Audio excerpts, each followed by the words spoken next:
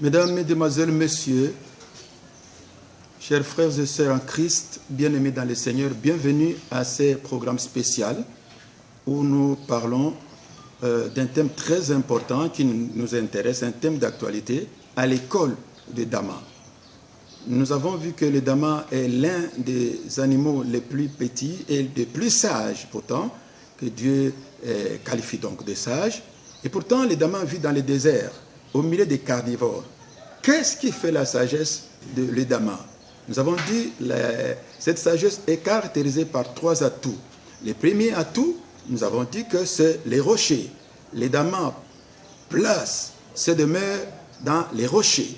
Lorsqu'il y a un mauvais mouvement, un mouvement qu'ils sentent dangereux, les Dama courent disparaître dans les rochers, de la sorte que les carnivores, comme les lions, l'ours, les léopards, quand ils viennent, ils ne peuvent pas pénétrer dans les rochers. Voilà la sagesse. Nous avons dit les rochers, c'est la parole de Dieu. Les rochers, c'est la vie en Jésus-Christ.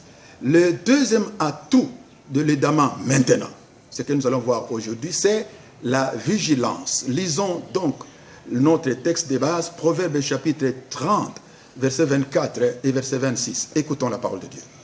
Proverbes chapitre 30, versets 24 et 26, nous lisons au nom de Jésus. Nous rendons grâce à Dieu. Il y a sur la terre 4 animaux petits et cependant les plus sages. Les damans, peuple sans puissance, placent leur demeure dans les rochers. Parole du Seigneur, nous rendons grâce à Dieu. Amen. Amen. Qu'est-ce que nous entendons par la vigilance, qui est le troisième atout, le deuxième atout, pardonnez-moi, de l'Edama? La vigilance est cette attitude de surveillance attentive et sans défaillance.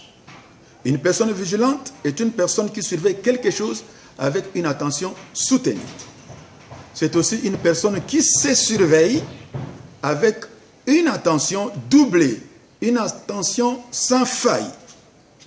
Notons qu'une personne vigilante n'est jamais surprise par l'ennemi.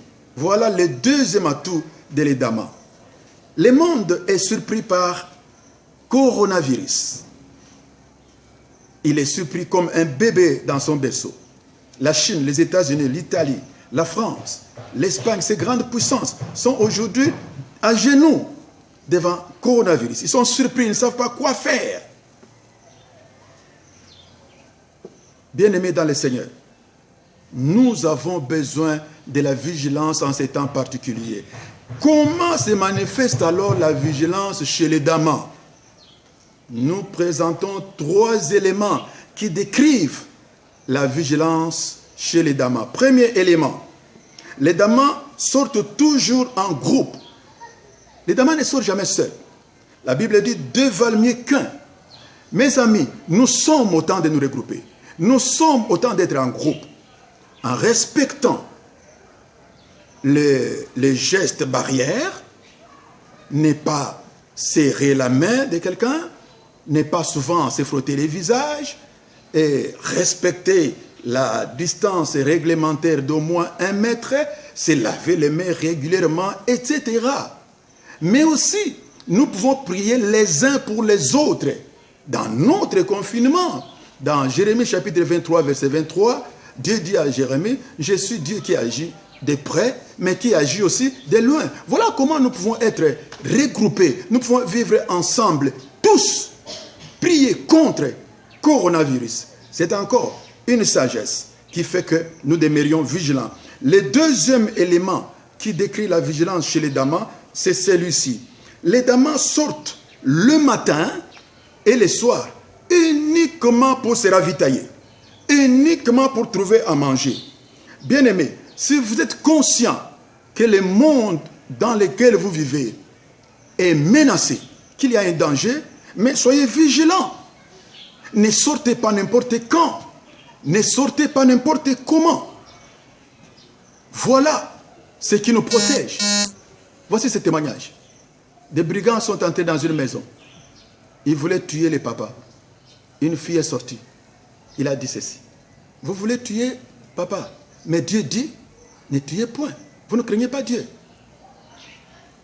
L'arme se tue et les coups contre papa, contre la famille a avorté. Vous ne pouvez pas être mis en sécurité que chez vous. Je vais vous donner le troisième élément qui explique la vigilance chez les damas.